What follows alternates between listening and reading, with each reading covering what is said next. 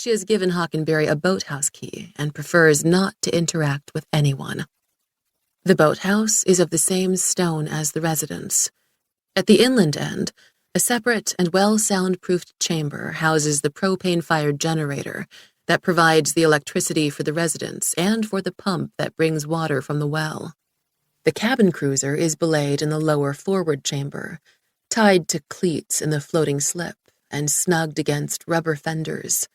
It wallows almost imperceptibly as mild currents wash beneath the big roll-up door. A gangway leads up from the slip to a storage area at the same level as the dock. Here, among other things, is a refrigerator in which the delivery men leave perishable goods. Sturdy cardboard boxes contain the other items and stand beside the fridge. When propane is needed, they leave the tanks in the generator room, where they also leave 3-gallon cans of fuel for the boat.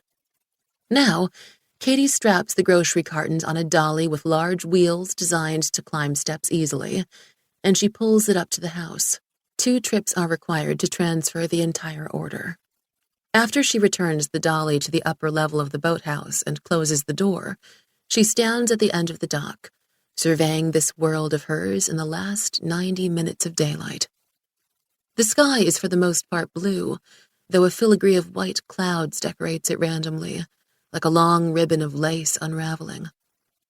When the sun westers a little farther, those scrolls and arabesques will be transformed to gold in the oblique light.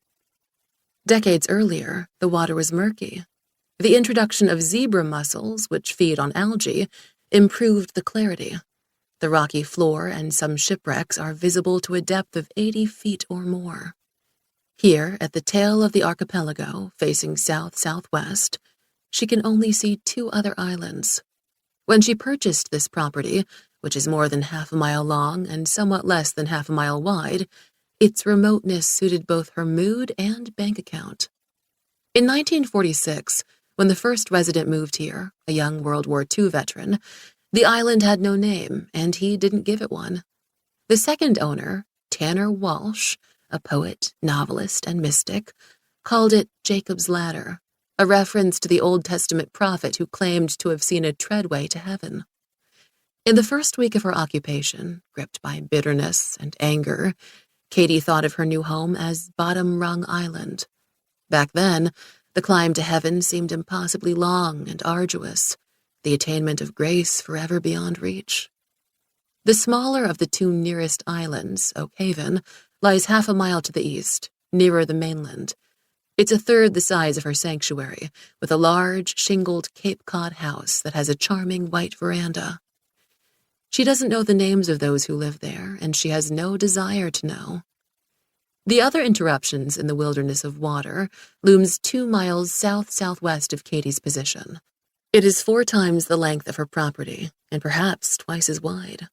Watercraft and helicopters, some big twin-engine models, traffic between the mainland and that last, most isolate island, some days more frequently than others. The stone quay is long and formidable, with a deep-water port. On a few of Katie's outings, she's seen the dock bustling with workers offloading vessels. A facility of some kind lies at the heart of the place, but those structures can't be seen. A dense pine forest encircles the island, needled palisades that screen out prying eyes. The island is Ringrock, named for the immense pillar, a natural formation on which it stands. Even the Hockenberry delivery men know nothing more about Ringrock and never go there. If the helicopters bore the insignia of one service or another, that would be proof that Ringrock is a military installation. Except for the registration numbers on the aft section of the fuselage and shorter numbers on the engine cowling, however, none of the aircraft is ever identified. Likewise, the boats that visit there.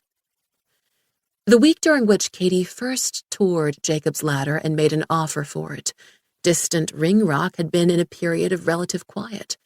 She hadn't been concerned about it. The realtor, Gunnar Lindblom, implied that Ringrock was a research station operated by the Environmental Protection Agency. That seemed benign. It also proved to be a mere rumor. Perhaps some resident